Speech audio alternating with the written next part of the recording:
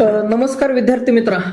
Kolhapur police 2024 चा PYQ घेऊन मी तुझ्यासाठी आलेलो आहे. बघ PYQ मध्ये काय दिलंय, 5:30 म्हणजे 5:30 वाजता घड्याळाचा तास काटा व मिनिट काटा यांच्यामध्ये किती अंशाचा कोन तयार होईल, किती अंशाचा कोन तयार होईल असे प्रश्न आले तर 30 सेकंदाच्या आत कसे सोडवायचे लक्ष दे.